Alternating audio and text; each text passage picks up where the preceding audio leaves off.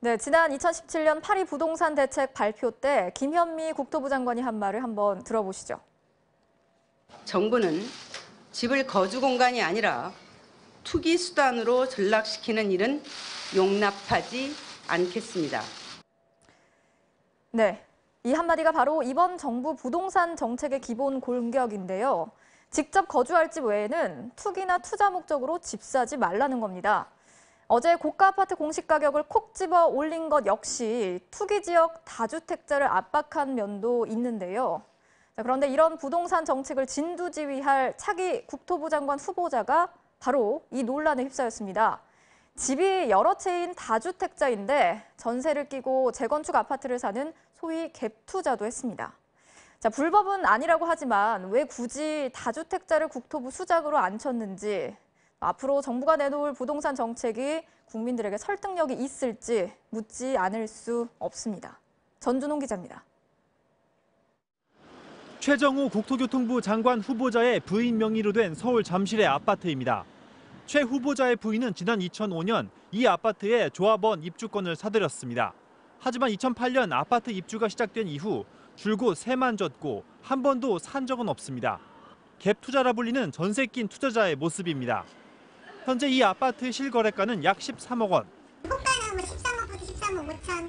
그때는 분양 거니까 4억 얼마였죠. 4억 5천에서 5억 2천까지.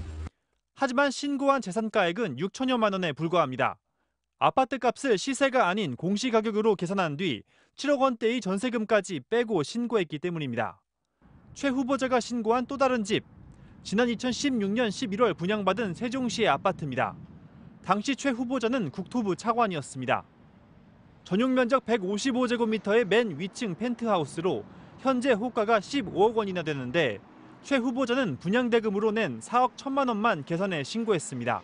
6억 7,700인데요. 프리미엄이 8억 정도 붙어 있어요. 그 두 세대가 딱 좋아요. 이렇게 두 채를 소유한 채 분당의 아파트에 살던 최 후보자는 지난달 이 집을 딸에게 증여했습니다. 9억 원 상당의 아파트를 딸과 사위에게 절반씩 증여했는데 이럴 경우 딸에게만 증여할 때보다 세금 약 5천만 원을 아낄 수 있습니다. 소득이나 재산을 분산해서 받을수록 절세 효과가 발생을 해서 일반적인 자산가분들은 그렇게 해서 증여를 하고 계십니다. 이렇게 딸에게 준 집에 월세로 살고 있는데 월세 계약서는 부동산 전문가인 최 후보자 본인이 작성했습니다. 여전히 아파트 두 채를 보유 중인 최 후보자의 공식 재산은 4억 5천만 원. 최 후보자는 새 아파트로 이사 가려고 했지만 이전 집들이 팔리지 않아 어쩔 수 없이 다주택자가 된 것이라고 해명했습니다. 최 후보자 말고도 인사청문회를 앞둔 2기 내각의 장관 후보자 가운데 다주택자는 3명 더 있습니다. MBC 뉴스 전준호입니다.